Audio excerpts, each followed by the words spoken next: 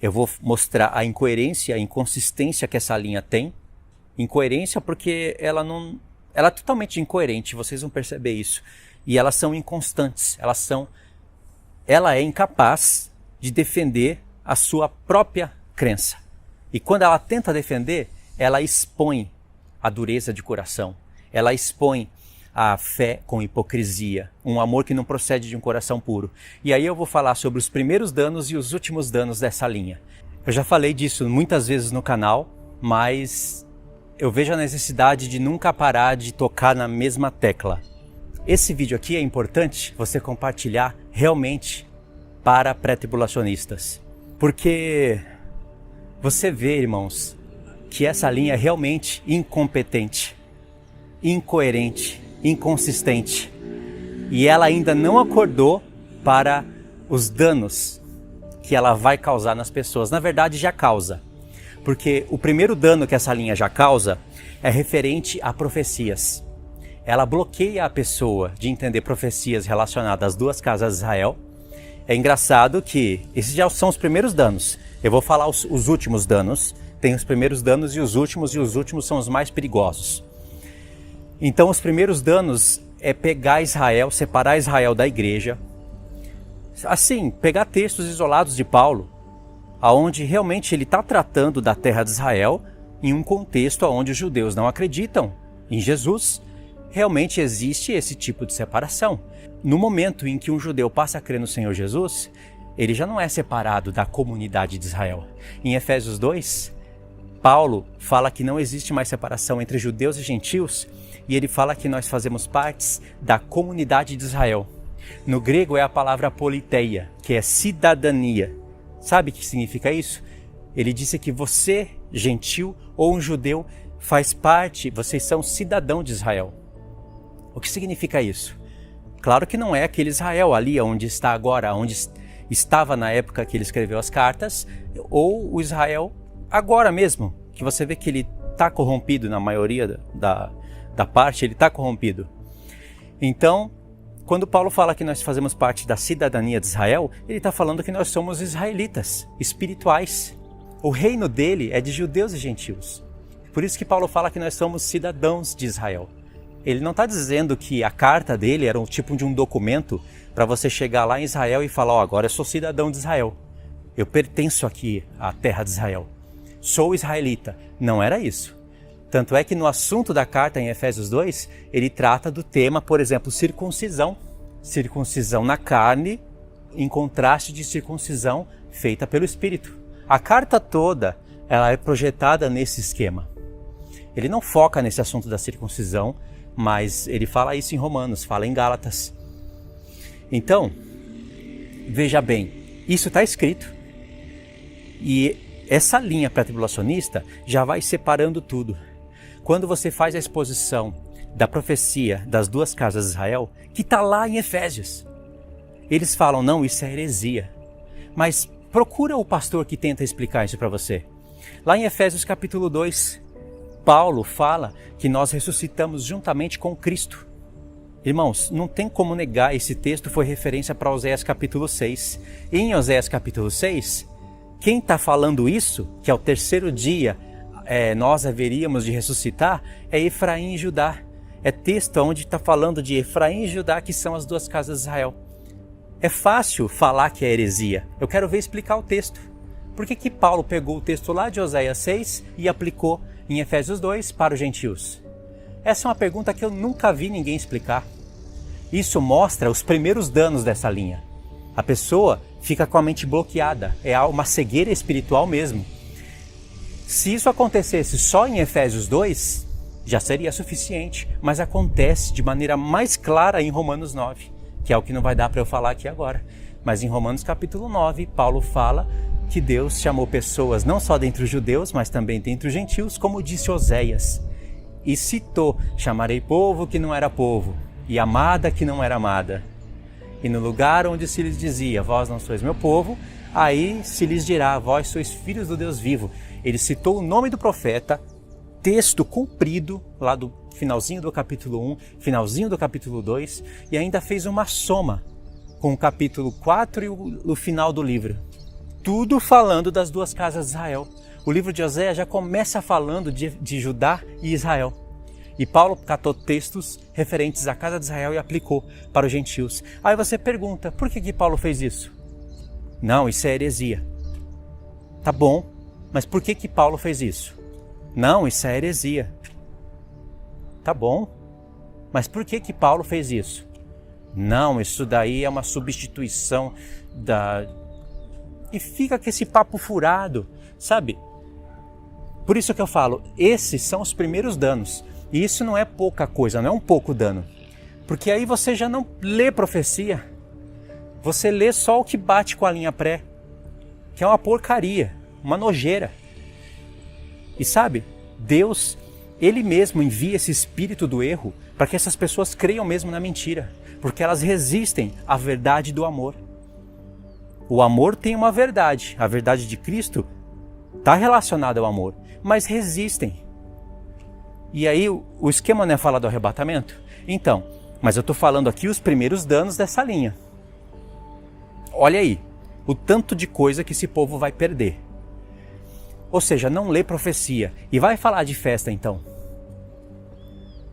Tem pastores que são petulantes. Realmente é uma petulância muito grande. Aí quando pega as festas de Deus para falar do arrebatamento, quer falar de 3 arrebatamentos. Ou seja, quer explicar o que o apóstolo Paulo não explicou. Não deu referência, não deu a entender, não fez nada. Simplesmente mete 3 arrebatamentos na cara dura. E se acha mestre. Aí eu fico pensando, não há outro sentido disso acontecer, a não ser o que Deus mesmo falou, que iria enviar o espírito do erro. Isso é um espírito do engano.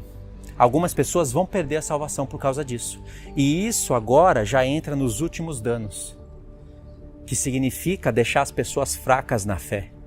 Você acha que essa pessoa está dormindo? Isso é fato. Isso é inegociável. Estão dormindo. E você acha que eles estão dormindo com azeite? Que azeite é esse? Não conhece as duas casas, não conhece as festas? Não sei que tipo de azeite seria esse. São criadores de ovelhas fracas. Olha só a contradição na boca desses pastores.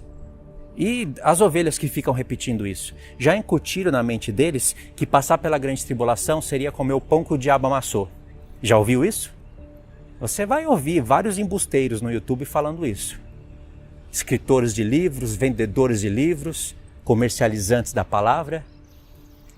Se ficar na grande tribulação é comer o pão que o diabo amassou. Ou sofrer a ira de Deus. Ou a esposa não pode ser açoitada porque isso seria injusto. Já está incutido na mente das pessoas. Significa que quando chegar o tempo em que, aspas, essas coisas vão acontecer, não vão acontecer do jeito que eles imaginam, porque isso é um medo que eles colocam na cabeça das pessoas, é uma bostaiada, sabe? É uma falácia, verborreia. Mas quando chegar o tempo em que o povo de Deus tiver que ser provado, assim como foram provados os apóstolos que morreram com mortes que são semelhantes à da grande tribulação, assim como morreram muitos cristãos pelas perseguições dos imperadores, e assim como morrem pessoas hoje em outros lugares do mundo. Nem todos sofrem, mas pessoas sofrem. Por que uns podem ser açoitados, outros não? Por que uns podem comer o pão que o diabo amassou e outros não? Já que eles consideram esse tipo de morte o pão que o diabo amassou, então os apóstolos comeram o pão que o diabo amassou. Porque a única diferença da grande tribulação para os sofrimentos dos antigos cristãos é que a grande tribulação não vai pegar só cristãos, vai pegar o mundo todo. Não são somente cristãos que serão perseguidos pela besta. Não são somente os cristãos que serão mortos daquela maneira. Mas os sofrimentos da grande tribulação, os apóstolos e a igreja primitiva já sofreu. São sofrimentos semelhantes. Ser pregado na cruz e ser queimado até o fim, isso não é uma grande tribulação na vida da pessoa? Pode não ser uma grande tribulação no mundo inteiro porque não tem trombetas sendo tocadas, mas a vida da pessoa, ela já tem como sofrer mais que isso? Decapitação? Então, aqui já são os últimos danos. Isso que você vê nesses pastores, esses argumentos, que são argumentos que devem dar nojo no Senhor Jesus, são argumentos que revelam uma fé com hipocrisia, uma fé com fingimento. Como Paulo fala para Timóteo, um amor de um coração que não é puro, porque eles se vangloriam. Se vangloria contra os que sofreram, mas esse tempo vai chegar e essas pessoas vão ter que sofrer. Muitos do povo de Deus vão ter que sofrer, dar a própria vida, vão ser decapitados, vão ser açoitados, mas outros vão ficar vivos até o fim. Essa é a realidade que aconteceu lá no tempo dos apóstolos e vai se repetir no nosso tempo, porque não há nada novo debaixo do céu. E aí o que esses pastores vão fazer? Eles vão ficar com esses argumentos contraditórios? Porque você pode ver, já tem pastor aí com medo, morrendo de medo. Fala, irmãos, eu sou pré-tribulacionista, mas se a igreja tiver que passar pela grande tribulação, estamos prontos. Isso é verdade? Isso é mentira, irmãos. Isso é pessoa que quer agradar os dois lados. É pastor que tem canal grande e quer agradar tanto a linha pré como a linha pós. Quer mostrar suposta sabedoria nas suas palavras, equilíbrio.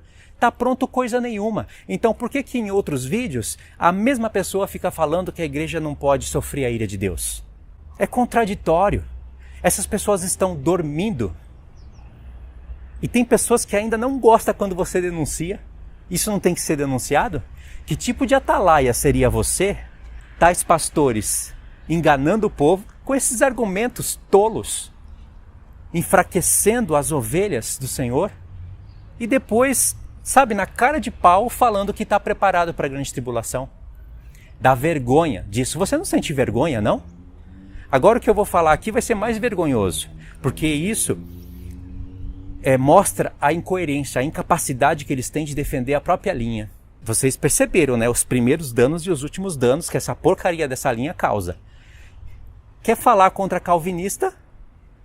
Mas calvinista, ainda que fica se vangloriando por serem os eleitos e não perderem a salvação, uma porcaria do mesmo jeito, eles pelo menos dizem, nós somos os eleitos, mas também vamos passar pela grande tribulação. Vamos aceitar, né? São pessoas mais coerentes. Agora, o que um pré-tribulacionista quer falar de um calvinista? Já que ele acha que ele não pode sofrer sofrimentos que os apóstolos sofreram. Não estou falando isso, eu estou falando da grande tribulação. Porcaria nenhuma. Grande tribulação não é porque o tipo do sofrimento será maior. Acorda, Deus deu a cabeça para usar. Sofrimentos serão os mesmos. Grande tribulação é porque envolve o mundo inteiro. Toques de trombetas. Os apóstolos tocaram trombetas para danificar a terra no passado? Não. Olha aí o mundo como é que está hoje. Vai envolver conflitos mundiais. Isso é grande tribulação. E na palavra de Deus, você vai ver que grande tribulação não está falando só de Israel. Jesus fala, haverá angústia entre as nações. Jesus fala, os profetas falam. Por um lado, você vê em Mateus 24, Jesus falando que o anticristo se direciona para a terra de Israel e ele não pode falar diferente, porque ele está lendo o profeta Daniel. É fato, o anticristo vai querer aquela terra para ele odeia judeus. Só que por outro lado, em Daniel 12, você vê que no fim dos tempos, o povo que conhece o Senhor, lá que está falando do povo de Daniel, será livrado. E aí, vai ser livrado ou eles vão sofrer grande tribulação? Eu estava assistindo uma live onde esse pastor insensato, que representa e influencia muitos outros, ele estava respondendo questões para o povo. Aí chegou alguém ali que tem coerência na sua fala. Uma mente mais iluminada, fez uma pergunta inteligente. E aí, irmãos, o tanto de besteira que esse pastor abriu a boca para falar, ele praticamente vomitou em todo mundo ali com as respostas dele. A pergunta foi a seguinte: isso daí não é só ele não, eu já vi várias pessoas falando. Só que esse daí caprichou no vômito. Assim, ele vomitou tudo mesmo, vomitou tudo que a linha pré é. A pessoa falou: pastor, a gente sabe que tem 7 festas, 4 festas já se cumpriram, 3 ainda não. Então tem a festa das trombetas. Como que a festa das trombetas vai se cumprir no arrebatamento da igreja? Por acaso ela não é a última trombeta? Aí esse pastor olha os argumentos, que coisa linda, que fé maravilhosa, que sabedoria do céu. Olha só, Ele falou assim: eu até acredito que a festa das trombetas vai se cumprir sim no arrebatamento da igreja. Pronto, escapou, não falou mais nada. E falou, mas veja bem, as pessoas se confundem achando que a última trombeta do Apocalipse é a última trombeta que Paulo está falando, quando claramente a gente vê que não é. Aí ele começou a falar, a contextualizar aquele tempo de Paulo com os coríntios e falar de Jogos Olímpicos. E aí ele ficou caçando pontos na carta de Coríntios, aonde Paulo fala que ele esbufeteia a si mesmo, a parte de corrida, sabe? Paulo usa realmente essas figuras. E aí ele foi falando que isso era muito comum naquela época, então Paulo estava falando com gentios e não com judeus. Então a última trombeta só poderia ser mais um dos Jogos Olímpicos. Para ficar bem claro, né, que tinha trombetas, então quando desse essa última trombeta, o toque final, aí ele pegou esse jogo olímpico para fundamentar o arrebatamento da igreja. Irmãos, isso daqui que eu falei resumido, viu? Parece a linguagem que ele usou, ele foi ler livros mesmos. E ele lê inglês, então ele leu essas bostaiadas toda que vem lá desses americanos. Para fundamentar, para tentar defender a última trombeta do apóstolo Paulo, não com questões bíblicas, mas com Jogos Olímpicos. Ele jamais iria deixar de comparar trombeta com o que está na palavra de Deus. Isso é uma porcaria de um argumento, irmãos, que vou falar para você. Na verdade, eu estou falando assim que é uma porcaria mesmo, porque é para expressar o que é, mas na verdade isso tem que deixar a gente feliz, porque isso mostra a incoerência desse povo. Sabe, a tolice. Porque Paulo, ele fundamenta tudo pela lei e pelos profetas, ainda que ele use algumas figuras, algumas tipologias do soldado. Ele não fala de um bom soldado que, para agradar aquele que o arregimentou, ele não pode estar envolvido com as coisas dessa terra. Sim, ele usou essa figura que existe no Império Romano, aliás, existe em todos os impérios, mas o próprio Deus também fala de soldados. Na palavra de Deus fala do capacete da salvação, da couraça da justiça, e isso não fala só no Novo Testamento. Isso está espalhado pelo Antigo Testamento, Isaías fala disso. Paulo só pegou dos profetas e usou. Ainda que Paulo use alguma linguagem que no Império Romano, que bata com alguma coisa do Império Romano, Paulo não está fundamentando festa e arrebatamento com coisas do Império Romano. Vou falar para vocês, irmãos, isso é não ter vergonha na cara. Aí sabe, ou seja, na carta de Coríntios, ao invés de ir caçar a linguagem de Paulo festiva, porque Deus chama as festas deles de tempos determinados, de tempos santos, não vai caçar Jogos Olímpicos, vai trazer a Roma para dentro da mente das pessoas. Olha só, Paulo, em 1 Coríntios 5, ele fala que Cristo é o nosso Cordeiro Pascual. Façamos festa então, a festa dos pães asmos, com os asmos da sinceridade, etc. Está falando das festas. Lá em 1 Coríntios 14, você vê o efeito do Pentecoste. Ele está falando dos dons, de línguas até. Lá em 1 Coríntios 15, você vai ver ele usando a palavra primícias para falar de ressurreição. Não é? Primícias fala de plantação. Todo mundo planta. Paulo, alguém poderia falar, Paulo está usando aí não a festa, mas ele está usando plantação, uma coisa comum no mundo daquela época. Não, questão de festa, de plantação, da semente cair na terra, morrer e sair como uma primícia para Deus e ser entregue para Deus, isso é coisa bíblica. Por isso que Paulo, em 1 Coríntios 15, ele usa a palavra primícias para falar de ressurreição. E no mesmo contexto, ele fala de trombeta. Uma última trombeta. Se existe uma última, existe a primeira. Agora, quando ele fala dessa última trombeta, só isso que é jogo olímpico? Tudo que ele falou na festa, na carta, desde a Páscoa até chegar nas trombetas, era festa, mas chegou nas trombetas aí, são Jogos Olímpicos? Na palavra de Deus a gente não tem um último toque de trombeta? Jesus fala que quando tocar a grande trombeta, vai ter o arrebatamento. Essa grande trombeta está lá em Isaías 26. Em Joel também fala, tocai a trombeta em Sião e anunciai o pecado do meu povo. Essa não é a última trombeta. É aquela trombeta que dá início para convocação. E depois, lá em Joel, você vai ver que no toque de trombeta o Senhor é visto sobre o seu povo. Essa é uma última trombeta. O encontro do noivo com a noiva. Essas expressões do encontro do noivo com a noiva, quando ressoa a trombeta lá em Joel, é a última. Só não está sendo falado ali que é a última. Mas é a última. Já encontrou. O noivo encontrou com a noiva. Linguagem que eu estou usando e está escrito em Joel. Ainda tem mais. Só em 2 lugares da palavra que você vai ver um evento similar. Em nenhum outro lugar da palavra. Em Josué, você vai ver lá que tem 7 trombetas e 7 sacerdotes. Eles têm que rodear a cidade por 7 vezes, se eu não me engano, durante 7 dias, né? E aí, no último dia, eles davam 6 voltas na cidade e aí tinha que tocar a trombeta. E ali, a palavra que está, que eles gritaram, quando Deus falou para gritar, é a mesma palavra de toque de rebate da festa do Yom Teruah, que está lá na festa das trombetas. Ou seja, houve 7 sacerdotes, tem a Arca da Aliança e tem ali o toque da última trombeta, porque são 7 trombetas. E sabe o que aconteceu ali? Raabe foi justificada, não antes de tocar a primeira trombeta. Ela ouviu cada toque de trombeta dentro da cidade corrompida. Por que eles não usam essa figura? Vocês nunca vão ver um pastor usar essa figura, porque essa figura não bate com nada do que eles falam. Eles usam as figuras que eles podem picotar, editar, para pôr na porcaria do ensino deles. Eles não vão usar essa figura, porque essa figura é tão clara como essa luz do dia.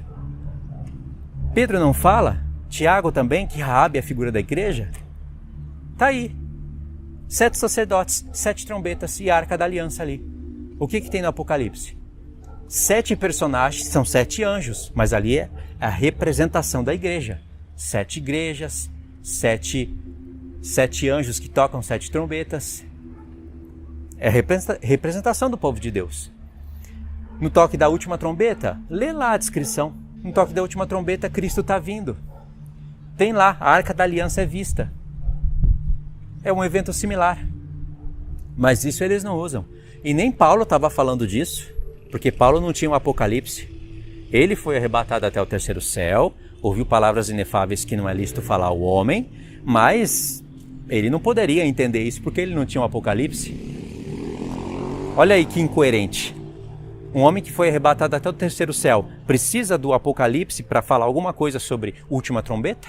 Já tem nos profetas. E tem mais coisas para falar aqui sobre ciclos de últimas trombetas nos profetas. O que o Senhor fez foi confirmar a palavra de Paulo lá no Apocalipse, fazendo uma programação dentro de 7 trombetas. E na última trombeta, falando do arrebatamento da igreja, que remonta um grande mistério. Um mistério para a gente. Paulo falou lá em 1 Coríntios 15 que ia falar um mistério. Será que o mistério ia estar nos Jogos Olímpicos de Coríntios? Gente perturbadora da verdade. E como eu falei, não é questão só de interpretar uma coisa e querer defender o que você interpreta, é questão de você ver ali os danos que estão sendo causados na mente do povo. São pessoas inconsequentes, incoerentes. Posso ler aqui para vocês 1 Coríntios 15 e destacar aí coisas para vocês entenderem que quando você está vendo Paulo falando de uma última trombeta, o Apocalipse vem e confirma essas coisas. Como eu já disse em vídeos passados, não era Paulo fazendo referência ao livro do Apocalipse em primeira mão. É o livro do Apocalipse que está fazendo uma referência para a carta de Paulo. Ele veio por último, o livro, né? E agora, já que nós temos os dois, sabemos que os dois é uma programação do Espírito Santo, agora sim, um faz referência para o outro. Então, quanto mais você souber dessas coisas, mais você vai estar preparado. Não cai nessa lorota, nesse papinho desses pastores, não, de que você pode ser pré, mas se for pós, você está preparado. É mentira isso. Na prática, isso jamais vai acontecer. E toda pessoa enfraquecida por essa doutrina, pelas consequências dela, os danos, os primeiros danos e os últimos, que perderem a sua vida por causa desse despreparo, o sangue vai ser cobrado tanto dessa própria pessoa, porque vai morrer no seu próprio pecado, como daquela que doutrinou ela, fazendo ela ficar fraca. Pensa que Deus não vai cobrar o sangue dessas pessoas? Claro que vai. Se Paulo ficasse prometendo arrebatamento para a igreja lá naquela época, falando que ninguém ia sofrer, aí vem Nero, tira a cabeça de Paulo do pescoço, começa a decapitar cristão, começa a crucificar a gente e pôr para queimar, Deus ia cobrar de Paulo. Paulo não prometeu, ele prometeu paz? Paulo não prometeu paz e segurança? Não dizem que Paulo mesmo acreditava no arrebatamento naquela época? Então, Deus iria cobrar de Paulo. Ué, ele falou para mim que eu não fui destinado para ira e agora os meus familiares estão sendo decapitados e pendurados no madeiro? Isso é um safado, isso é um apóstolo safado. Usou a palavra de Deus falando, falamos-vos isso pela palavra do Senhor. Que nós, os que ficarmos, ele disse que estava falando pela palavra de Deus. Ai, manda um pastor te explicar isso. Tem vergonha na cara. Um homem desse e homens desse nem pastores deveriam ser. Porque não tem nada de Deus depositado neles. E não tem desculpa, irmãos. Isso é inaceitável, não tem desculpa não. A palavra de Deus diz que homens, diáconos, têm que ser aptos para ensinar.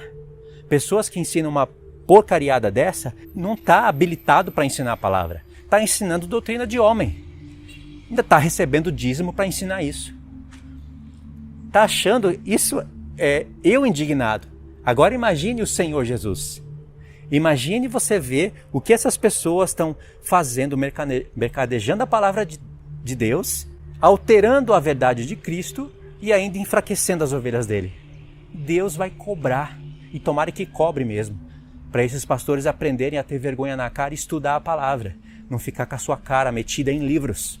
Deus está provando, ele está dando oportunidade dessas pessoas se arrependerem, mas ele não vai ter por inocente, e a gente sabe que não vai ter mesmo, tá bom?